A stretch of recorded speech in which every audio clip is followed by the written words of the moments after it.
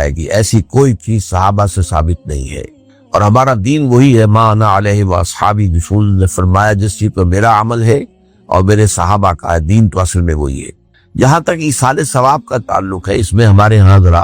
کافی مختلف آراء موجود ہیں۔ مجھے اس رائے سے اتفاق ہے کہ مالی اگر کوئی عبادت ہے، اس کا ثواب آپ اپنے کسی فوت شدہ بزرگ کو منتقل کر سکتے ہیں۔ مطلب آپ نے کسی بیوہ کی کو مدد کی ہے، کسی یتیم کی کو مدد کی ہے، کسی دینی کام میں پیسہ لگایا ہے، کوئی صدقہ جاریہ شروع کیا ہے خدمت خلق کے لیے وغیرہ وغیرہ، اس کی تو جو ہے اس کے ثواب کو منتقل کیا جا سکتا ہے کہ اللہ اس کا ثواب میرے والد یا میری والدہ کے منہ کو پہنچا دے۔ جسمانی نہیں، آپ نماز پڑھ کے کہیں اس کا ثواب، یا روزہ رکھ کر کہیں کہ اس کا ثواب، یا یہ کہ آپ قرآن پڑھ کر کہیں یہ آپ ہی کو ثواب ہوگا، آپ خود پڑھیں گے آپ کو ثواب ہوگا۔ البتہ ایسے تمام افعال کے بعد جب آپ اللہ سے دعا کریں گے، یہ نہیں کہیں گے کہ میرے اس فعل کا ثواب منتقل کر دے، اے اللہ میرے والدین کی مغفرت فرما، تو یہ کوئی نیک کام کرنے کے بعد جو ہے اس دعا کی تاثیر جو ہے وہ بڑھ جاتی ہے۔ بس اس پہلو میں انڈائریکٹلی اس کا ایک تعلق بن جائے گا، ورنہ یہ کہ وہ اس طریقے سے بچوں کو بلانا اور پڑھانا اور یہ جو ہے سوئم میں کرنا اور قرآن خوانی کی محفلیں، یہ سب بدعات ہیں اور یہ در حقیقت دین میں اضافے ہیں اور ان کی کوئی حقیقت نہیں ہے۔ دیکھیے، انسانی زندگی کے یہ 3 دور ہیں: حیات دنیاوی جو ہماری پیدائش سے شروع ہو کر اور ہماری موت پر ختم ہو جائے، پھر حیات برزخی موت سے لے کر قیامت کے دن تک، اور پھر حیات اخروی ہے قیامت میں ریزریکشن کے بعد سے وہ زندگی جو ہے جو جنت یا دوزخ کی ہے۔ اس میں ان دونوں زندگیوں کے بارے میں تفصیل سے کوئی بات کرنا بالکل غلط ہے اور اس سے فتنے پیدا ہوتے ہیں۔ ظاہر بات ہے کہ قبر، جسم تو قبر میں رہتا ہے، اس میں تو کوئی شک ہی نہیں، روح کہاں جاتی، کیا وہ بھی قبر ہی میں رہتی ہے یا کہیں اور چلی جاتی ہے؟ قرآن مجید میں سجین اور اعلیٰ علیین کا ذکر موجود ہے، لیکن یہ تمام چیزیں متشابہات میں سے ہیں۔ یہ تمام چیزیں قرآن مجید میں سورہ آل عمران کے شروع میں بیان کیا گیا ہے کہ ہم نے یہ کتاب اتاری ہے، اس میں کچھ آیات محکمات ہیں، کچھ متشابہات ہیں۔ وہ متشابہات کا ایگزیکٹ مفہوم جاننا اس وقت ہمارے لیے ممکن نہیں ہے۔ یہ تو جب اس عالم میں ہم پہنچیں گے تو معلوم ہوگا کہ ہاں یہ بات تھی کہ جو قرآن مجید میں اس طور سے کہی گئی تھی۔ لیکن یہ کہ اس وقت جو ہے جتنا کچھ ہمیں حدیث صحیح میں مل جائے یا قرآن میں مل جائے، اس عالم برزخ میں بھی یہ تو ہوتا ہے کہ جو نیک لوگ ہیں انہیں کچھ نہ کچھ جو ہے اثرات اچھے ان پر پڑتے رہتے ہیں، ان کی ارواح پر کہہ لیجئے، اور کچھ جو برے ہیں ان کے اوپر جو آخری انجام ہونا ہے اس کی کوئی ریفلیکشن ہوتی رہتی ہے، جس کو حدیث میں کہا گیا ہے کہ ہر قبر جو ہے وہ یا تو جنت کے باغیچوں میں سے ایک باغیچہ ہے یا دوزخ کے گڑھوں میں سے ایک گڑھا ہے، یا کہیں کہہ دیا جاتا ہے کہ کھڑکی کھول دی جاتی ہے اس میں، یا جنت کی طرف سے ٹھنڈی ہوائیں آئیں، خوشبوئیں آئیں، اور یا دوزخ کی طرف سے کہ آگ کی لپٹ آئے۔ دوزخ میں داخل ہوں گے قیامت کے بعد ہی اور جنت میں داخل ہوں گے قیامت کے بعد ہی، لیکن اس کے کچھ آثار پڑنے شروع ہو جاتے ہیں، وہ جس کو انگریزی میں آپ کہتے ہیں coming events cast their shadows before, بعد میں آنے والے واقعات جو ہیں ان کے کچھ سائے جو ہے پہلے سے آنے شروع ہو جاتے ہیں۔ تو اسی طرح سمجھیے کہ جو کچھ آخرت میں کسی انسان کے ساتھ ہونا ہے اس کا ایک عکس جو ہے وہ عالم برزخ میں شروع ہو جاتا ہے۔ اسی لیے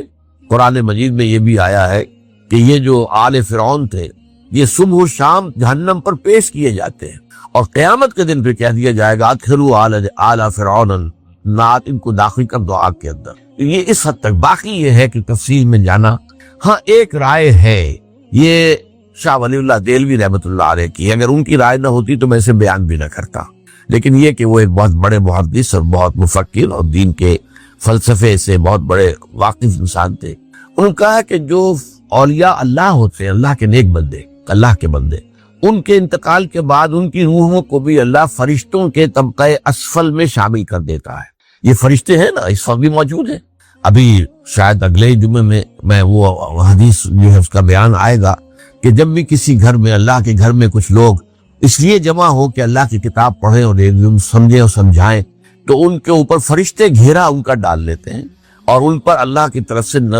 سکینت نازل ہوتی ہے اور رحمت نازل ہوتی ہے، اور اللہ ان کا ذکر کرتا ہے فرشتوں کے پاس، دیکھو میرے بندے، تم کہتے تھے یہ فساد مچائے گا، دیکھو یہ بھی تو ہے نا جو میرے کلام کو پڑھنے کے لیے میرے گھر میں جمع ہے۔ تو فرشتے ہیں موجود، ہم میں سے ہر ایک کے ساتھ 2 فرشتے موجود ہیں۔ تو یہ فرشتہ اسفل ہے، سب سے نیچے، جو دنیا کے کاروبار کو چلانے میں اللہ تعالیٰ کے سول سرونٹس ہیں، پھر اس سے اوپر کے فرشتے ہیں، اس سے اور اوپر کے فرشتے، پھر مقربین ہیں جو اللہ تعالیٰ کے قریب ترین فرشتے ہیں۔ لیکن یہ کہ ملائکہ کے طبقہ اصل میں شامل کر لیتے ہیں تاکہ جو کام اللہ تعالیٰ ملائکہ سے لیتا ہے وہ ان سے بھی لینے شروع کر دیتا ہے۔ لیکن ہمیں یہ اجازت نہیں ہے کہ ہم فرشتوں کو پکار کر کہیں کہ اے فرشتے ہے، جبریل ہے، میکائیل یا فلاں ہے، منکر جبریا میرے جو ہے کرامن کاتبین، میرا یہ کام کر دو۔ نہیں، یہ شرک ہو جائے گا۔ اسی طرح ہو سکتا ہے کہ انبیاء کی ارواح جو ہے وہ بھی اللہ تعالیٰ نے شامل کی ہوئی اس لشکر کے اندر، وہ کام کر رہے ہو اور وہ اللہ تعالیٰ کے حکم سے مختلف معاملات بھی ایگزیکیوٹ کرتے ہو،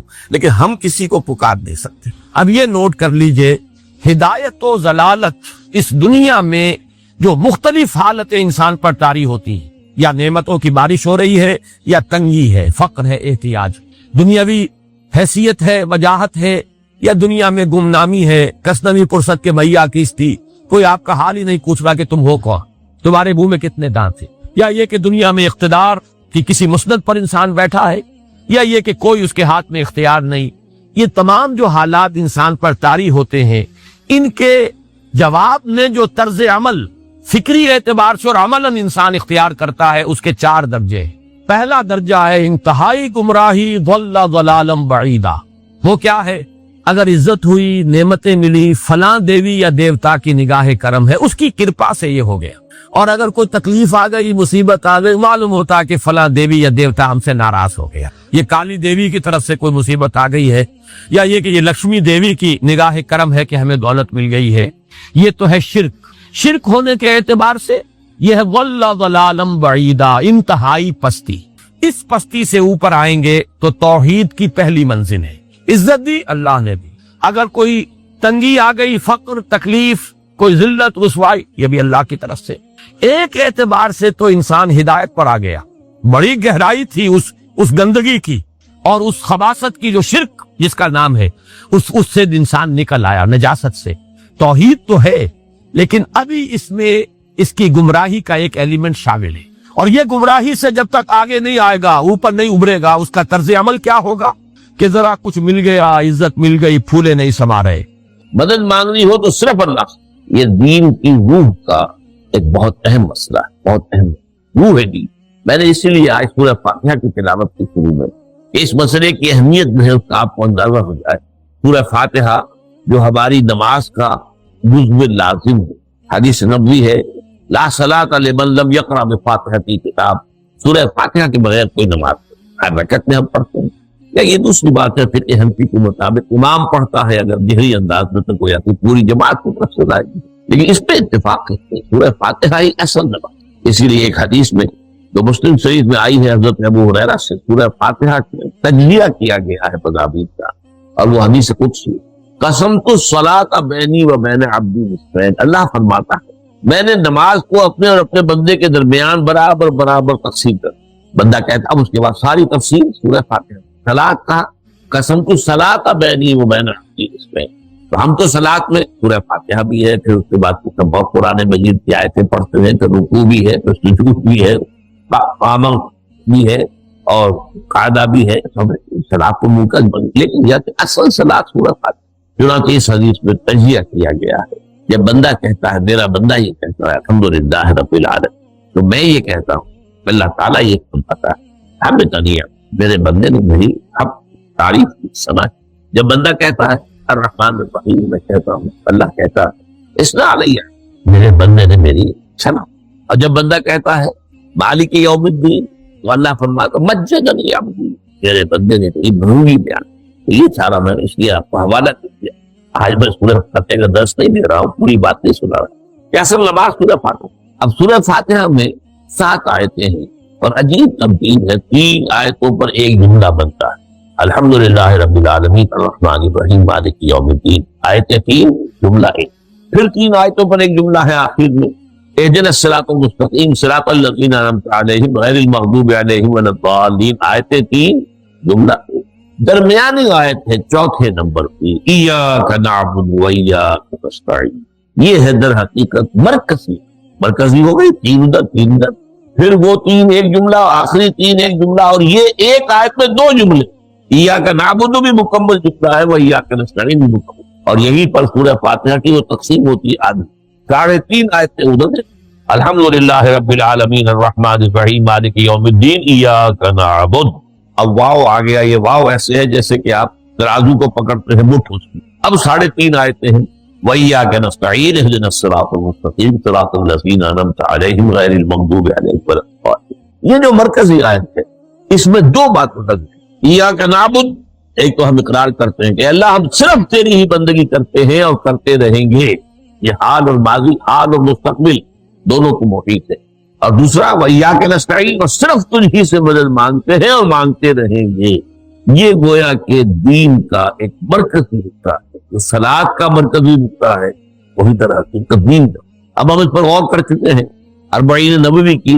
حدیث نمبر 3 جو ہے وہ اس پر ہے، ایاک نعبد، اس میں گفتگو ہو چکی ہے تفصیل سے۔ یہ عبادت کا تصور کیا جس کے لیے انسان کو پیدا کیا گیا، وما خلقت الجن والانس الا لیعبدون، اور تمام رسولوں کی دعوت کا مرکزی نقطہ اعبدوا اللہ ما لکم من الہ غیرہ، زندگی آمد برائے بندگی، زندگی بے بندگی شرمندگی۔ اور اس میں جو کنفیوژن ہم نے پیدا کر دیا ہے کہ عبادت کو عبادات سے مترادف قرار دے دیا، نماز روزہ حج یہ عبادات ہیں، وہ عبادت جس کے لیے ہمیں پیدا کیا گیا ہے وہ یہ چیزیں نہیں ہیں، وہ ہے پوری زندگی میں ہمہ تن ہمہ وقت ہمہ جہت اللہ کی۔ ہر وقت نماز تو نہیں پڑھی جاتی، ہر روز روزہ تو نہیں رکھا جاتا۔ یہ جو کہا کہ میں نے صرف تمہیں پیدا ہی اس لیے کیا کہ میری عبادت کرو، تو عبادت سے یہ چیزیں نہیں ہوتی، یہ در حقیقت اس عبادت کے لیے سپورٹ، جیسے 4 ستون ہیں ان پر چھت ہے، چھت کو سپورٹ دینے کے لیے ستون ہے۔ ستونوں کی معنویت ہی تب ہے جبکہ چھت ہو، ورنہ کیا کہیں گے کس لیے کھڑے کر دیے 4 ستون، پاگل تو نہیں کوئی، کس لیے، بٹ فور، جب تک کہ چھت کا تصور، شامیانے کے لیے 4 آپ نے بانس کھڑے کیے ہیں اس لیے اس شامیانے کو سپورٹ کر دیں۔ تو اب اس میں جو ایک مضمون آیا وہ یہاں بھی آ گیا اس حدیث میں، تو قرآن مجید کی آیت میں ایاک نعبد وایاک نستعین، یہ ہے دوسری بات جس پر کہ آج کی ہماری مرکزی جو مضمون ہے وہ یہ حدیث، تجھ ہی سے مدد مانگتے ہیں اور مانگتے رہیں گے۔ اللہ تعالیٰ سے مدد مانگنا،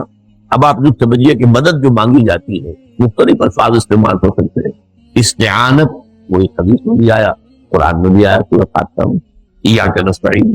استمداد مدد طلب کر، استنصار نصرت مانگنا، استدعاء کوئی دعا کرنا کسی کام کے لیے، استغاثہ کسی کی دعائی دینا، یہ تمام ایک قبیل کی چیزیں ہیں، ان کو جمع کر دوں گی استعانت۔ اب استعانت ایک تو ہے عام مادی دنیا کے اصول کے اندر،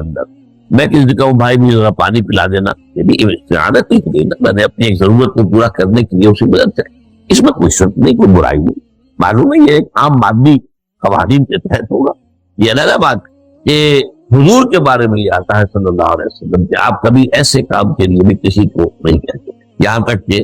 اگر آپ سواری پر ہوتے تھے اور آپ کا جو کوڑا ہے وہ نیچے گر گیا تو آپ اپنی سواری کو بٹھا کر یا اتر کر خود کوڑا اٹھاتے تھے، کسی سے کہتے نہیں تھے کہ مجھے ذرا اٹھا۔ تو یہ اس پہ استدعاء، استعانت، استمداد، اس میں ایک درجے ہیں، بڑے اونچے درجے بھی ہیں، لیکن عام حالات میں ہم مادی قوانین کے تحت اگر کوئی مدد چاہے کسی سے تو بری بات ہے، اس میں کوئی شرک نہیں، اس میں کوئی کفر نہیں، اگرچہ بعض حضرات میں نزدیک اس کا ایک درجہ ہے وہ میں بعد میں بیان کروں، لیکن یہ کہ ماورائی انداز کسی غیر مرئی حقیقی یا موہومہ شخصیت سے مدد مانگنا، غیر مرئی حقیقی فرشتے ہیں، غیر مرئی ہے حقیقی، موہومہ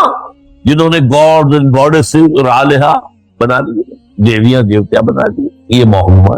ان کے وہم کی پیداوار، وہ بھی غیر مرئی ہے، ان کی انہوں نے تصویریں بنا دی ہیں پوجنے کے لیے، لیکن وہ یہ کہتے ہیں کہ یہ تصویریں جو ہم نے بنائی ہیں یا یہ مجسمے بنائے ہیں، بت بنائے ہیں، یہ صرف توجہ کے ارتکاز کے لیے تاکہ پورا مراقبہ کر سکے، ہم اپنی توجہ کو مرکوز کر سکے۔ ہمیں نہیں پتا کہ ان بتوں میں کچھ نہیں، ایک عام ہندو ہے بیچارہ، عام جاہل دیہاتی، وہ تو یہی سمجھتا ہوگا کہ اسی میں اس بدھ ہی کے اندر ہے، لیکن جو پڑھے لکھے ہندو ہیں، جو تعلیم یافتہ لوگ ہیں، ڈاکٹر رادھا کرشنن بہت بڑا فلسفی تھا جو آپ کو معلوم ہے بھارت کا صدر رہا، بہت بڑا فلسفی، اس کی ایک کتاب ہے انڈین فلسفی، اتنی موٹی موٹی 2 جلدیں ہیں اور بڑی باریک ٹائپ، اس میں